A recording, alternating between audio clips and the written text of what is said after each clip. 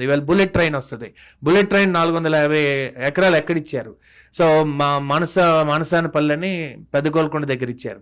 ఆ ఏరియాలో ఒక బుల్లెట్ ట్రైన్ వచ్చి మీకు బాంబేకి, బెంగళూరుకి, చెన్నైకి 3 గంటల్లో ట్రావెల్ ఏర్పడితే ఆ హబ్ ఎలా ఏర్పడుతుంది? ఎయిర్పోర్ట్ కంటే నెక్స్ట్ లెవెల్లో ఉంటుంది.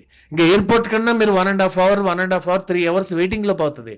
ప్లస్ క్యాబ్కి మీకు 2-3 వేలు ఎక్స్ట్రా పెట్టాలి.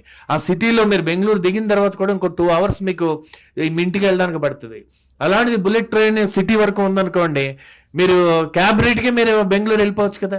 అలాంటి హబ్ వస్తే ఆ సెంటర్ ఎలా ఏర్పడుతుంది మీకు? అందుకని అందరూ ఉండే చోట ఇల్లు కొనుక్కోవాలని. ఇప్పుడు చూడండి పేర్లు ఎలా ఉంటాయి చూడండి, కుక్కటిపల్లి అంటే బాగా కుక్కుని ఉంటారనమాట. సో స్క్వేర్ కిలోమీటర్లో నాకు అఫీషియల్గానే 12,000 10 years బ్యాక్, అంటే ఈ రోజు నాకు తెలిసిన 20,000 పీపుల్ ఒక స్క్వేర్ కిలోమీటర్స్లో ఉంటే క్వాలిటీ ఆఫ్ లైఫ్ తగ్గిపోతుంది. అలాగే నిజాంపేట ఎప్పుడు జామే ఉంటుంది అక్కడ.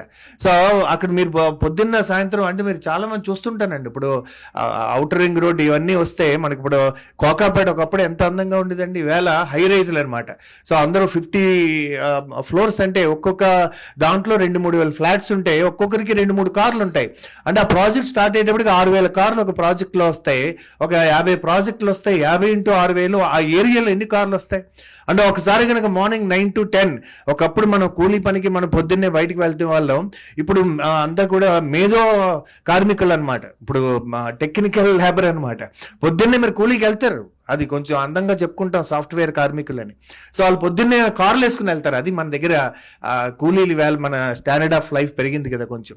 సో అయితే ఒక ట్రాఫిక్ ఉండే స్ట్రెస్, ఒక పొల్యూషన్ ఉండే స్ట్రెస్, ఇవన్నీ కాకుండా మనకి నెక్స్ట్ 20 years గ్రోత్ అంతా కూడా బిట్వీన్ ORR అండ్ RRR ఈ 20-30 కిలోమీటర్ల మధ్యలోనే మొత్తం గ్రోత్ ఉంటుంది.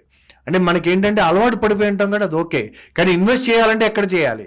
నాకు తెలిసింది సిటీ అంతా కూడా ఓల్డ్ సిటీ అంటారు. ఓల్డ్ సిటీ అంటే ఒకప్పుడు మనకి చార్మినార్, అది హెరిటేజ్ సిటీ అని పిలవాలేమో మనం.